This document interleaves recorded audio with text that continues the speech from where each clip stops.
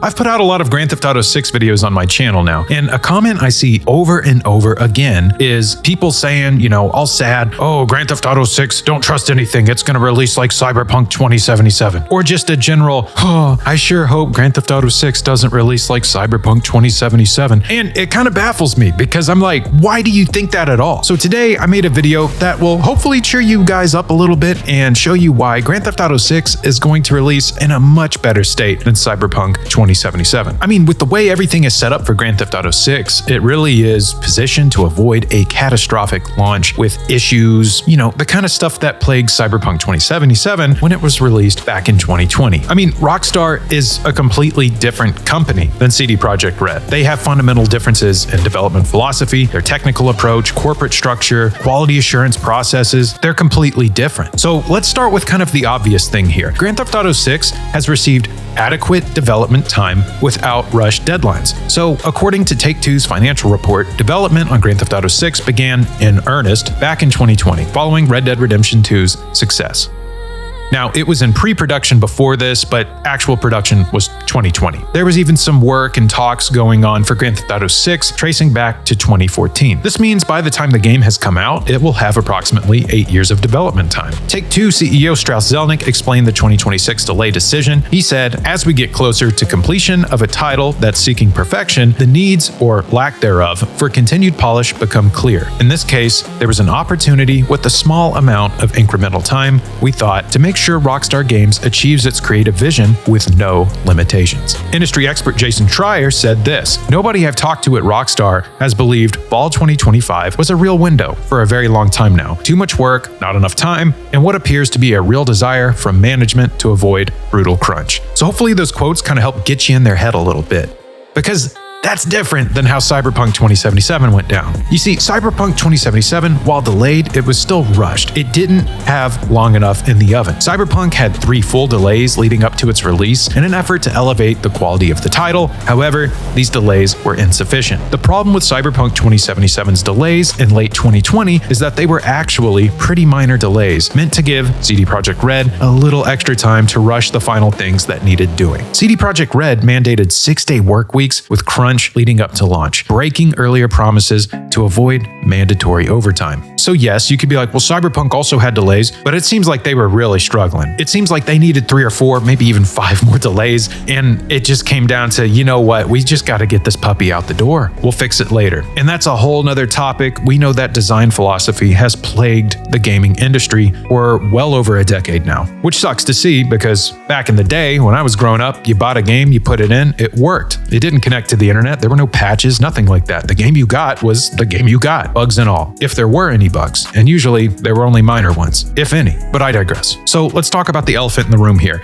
It's no secret that Grand Theft Auto 6 is going to be brutal on the PlayStation 5. And if you remember what Cyberpunk 2077 was like on the PlayStation 4, maybe you were a little worried that all this stuff that you see in the trailers and all that kind of stuff, it's going to not look anything remotely close to that and look more like mud in a big, buggy, clunky disaster. Don't worry about that though. Grand Theft Auto 6 is built from the ground up for current generation consoles. The game is being developed exclusively for PlayStation 5, PlayStation 5 Pro, and Xbox Series X and S. Cyberpunk 2077 came out in a time where, oh, it's going to come out on the PlayStation 5, but oh, hey, we need to make sure it runs on the PlayStation 4 too. And they never should have released it on the PlayStation 4, ever. And so with Grand Theft Auto 6 having this design philosophy for being totally optimized for these current gen consoles and then worrying about PC maybe a year or 2 down the road, you should feel a little bit more confident that, you know, it's gonna work when you get it. Cyberpunk 2077 kind of set itself up for failure. According to leaks, and take this with a grain of salt, Grand Theft Auto 6 has been and continues to hit 60 frames per second while being optimized for the PS5 Pro on multiple graphics settings. PlayStation engineers are assisting with the optimization due to the new tech being implemented. Now, if you watch my video on AI, this might be something to do with the new Rage 9 engine and how it's going to take advantage of the processing power of current gen consoles. basically AI efficiencies in the engine itself to take a lot of the burden off of the processor. Now, whether Grand Theft Auto 6 is going to actually hit 60 FPS, I don't know. It is something that they are going to aspire to do. It is Rockstar. They did have to settle for 30 frames per second with the launch of Red Dead Redemption 2, but I'll talk a little bit more about Red Dead Redemption 2's release in a moment. Cyberpunk 2077 was designed for last generation hardware and poorly optimized. CD Projekt Red admitted in their investor call, quote,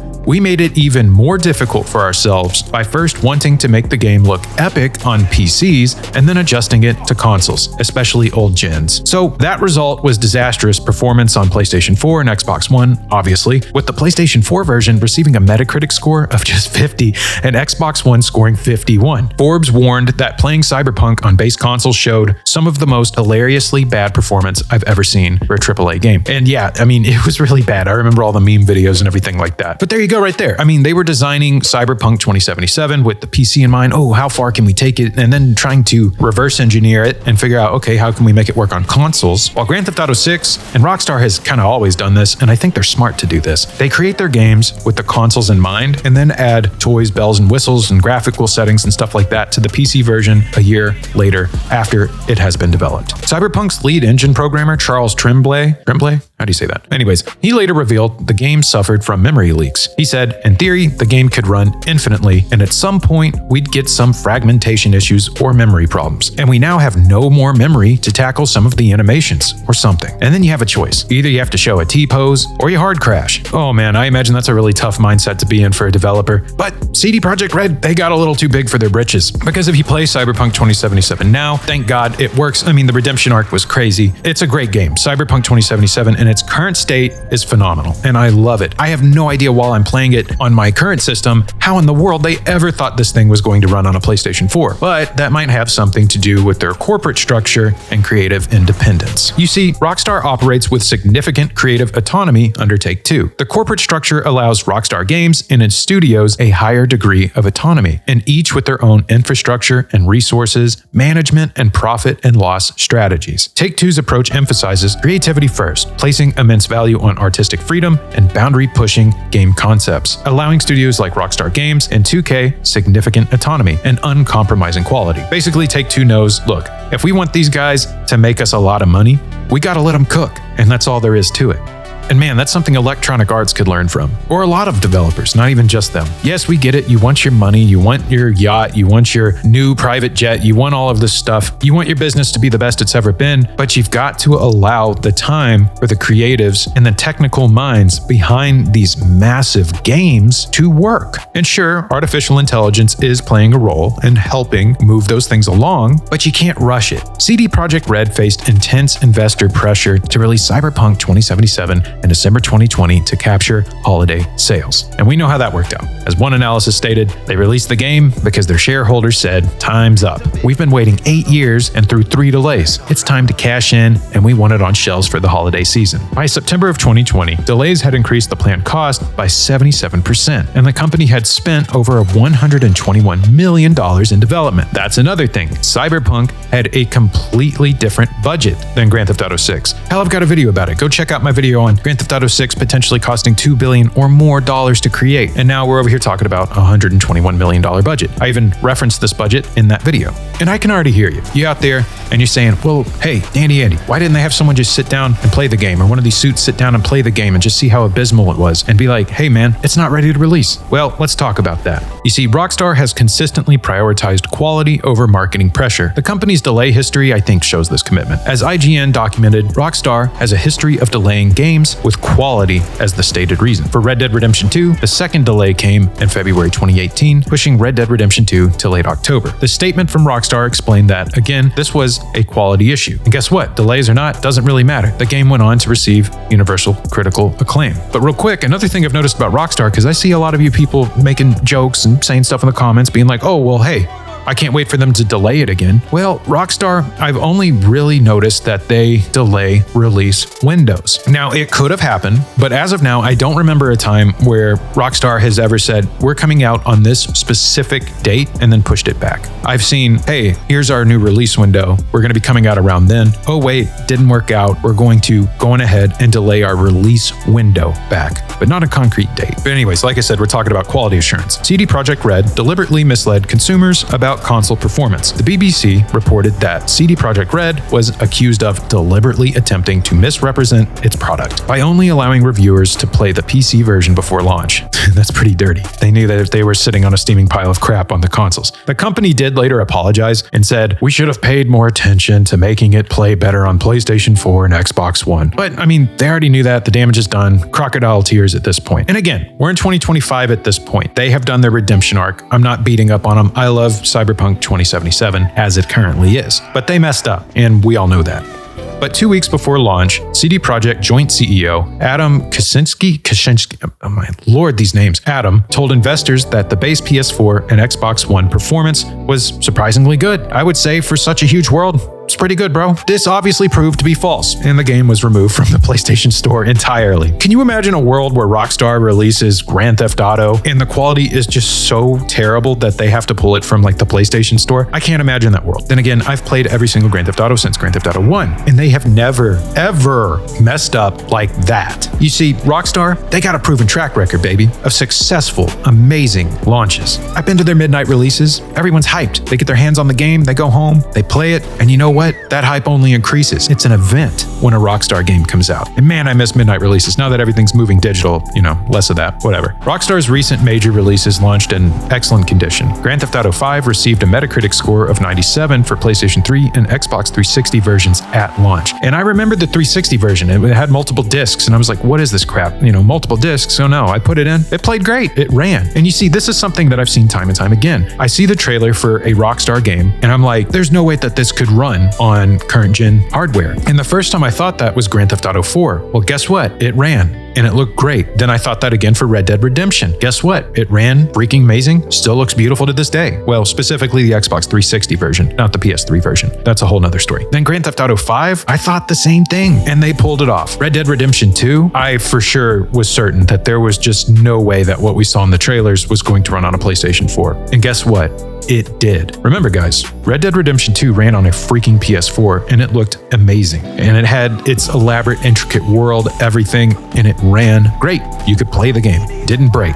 Cyberpunk 2077 was a broken piece of crap on the PlayStation 4. And that's why they get these scores. Like Red Dead Redemption 2 scored a 97 on Metacritic for both PlayStation 4 and Xbox One, with IGN calling it at the time a meticulously crafted game that feels alive. The Independent wrote, Rockstar's latest title is alive like no other game before it. It remembers your actions have consequences. Cyberpunk 2077's console versions were among the worst rated games of 2020. While the PC version scored 86 on Metacritic at launch, the console versions were catastrophic. As Forbes reported, Cyberpunk 2077 on console has one of the lowest Metacritic scores this year, with PS4 at 50 and Xbox One at 51. The game required 2 years and multiple major patches to achieve redemption, a redemption that we now know as Phantom Liberty. I almost said Phantom Pain. I love the Phantom Pain. If you haven't played Metal Gear, go play Metal Gear. It's an incredible video game series. Crazy too. But let's talk about crunch culture. So Rockstar management is actively avoiding brutal crunch for Grand Theft Auto 6. Jason Schreier reported that there is what appears to be a real desire for management to avoid brutal crunch with Grand Theft Auto 6. They got in a little bit of trouble for that with Red Dead Redemption 2, with developers losing their minds, and it was basically the Russian sleep experiment going on down there, but whatever. They got the game out the door, boxed it, shipped it, and it ran great. It was amazing. So it sounds like they're trying not to abuse their devs as much, which is good. We should not abuse game devs. We should take good care of them and cherish them because they create works of art that we all love and enjoy. And, the 2026 delay kind of reflects this new approach to getting rid of crunch culture. You've seen the art that they've put out. I think that is despite the crunch culture. Okay. I don't think crunch culture makes a better game. That just gets it polished in a timely fashion to get it out the door. Imagine if they had more time to breathe. Think about it. You are a more creative person if you don't have a gun to your head. You just are. If you're not stressed out, you're naturally going to think of things differently and be more creative. So I think removing crunch culture entirely, now there might still be some for Grand Theft Auto 6 to some extent, but minimizing it as much as possible, I think is going to result in an even stronger game than you would have if you had crunch culture. Thank you. Moving on. Cyberpunk 2077 suffered from severe crunch culture. Bloomberg reported that CD Projekt Red mandated 6-day work weeks will be mandatory, leading up to the November release of the highly anticipated Cyberpunk 2077, which sucks. Also, when they did this, they went back on their earlier promises to not force overtime on the project. And you kind of know your project is FUBAR at that point, because if you make a promise confidently like, hey, we will not make you guys work overtime, don't worry about that. That's not us. This game, it's going to be amazing, and we're not going to do that to you. But then, things start falling apart. And never mind, we need you guys in the office 24/7. That's not a good sign for your game. That kind of shows your game's going to potentially suck. And I mean, guys, it gets pretty crazy. Reports indicated developers were working up to 100 hours a week to finish this game. 100+ hour weeks even for several months. And guys, that sucks. And yeah, while I might work 100 hours a week, I'm not even kidding. That is my choice. I choose to do YouTube on top of working a full-time job and on top of doing a side job. I'm nuts, okay? And it's going to lead to burnout eventually if I don't find a way to manage this properly. But my core job, the job I do for a living, the job that puts bread on the table, has never made me work a 100-hour+ work week. You can't expect that of your employees, man. That's terrible. You can work as much as you want, but I mean, anything over 40 hours, you're asking a lot. I mean, unless you're like emergency responders or stuff like that, then that's your duty. But man, for a video game, they should have figured something else out. That's terrible, man. But let's put a pretty bow on this. The evidence overwhelmingly suggests that Grand Theft Auto 6 will launch in a far superior state than Cyberpunk 2077. Rockstar has provided adequate development time without artificial deadline pressure, built the game exclusively for current generation hardware, maintained creative independence from corporate interference, prioritized transparency and quality assurance, has demonstrated a proven track record of polished launches, and actively worked to avoid developer crunch. Okay? I feel like Rockstar could drop the mic after that. Cyberpunk 2077, on the other hand, suffered from rush development, last-generation console optimization failures, investor pressure for premature release, deceptive marketing practices, and severe crunch culture. So there you have it. Everything that made Cyberpunk 2077 go wrong, those are all factors Rockstar is systematically avoiding with Grand Theft Auto 6. So I hope that cheered you up a bit if you were worried about Grand Theft Auto 6 coming out in a state like Cyberpunk 2077. It's just not going to happen. It's not. But tell me I'm wrong, or agree with me.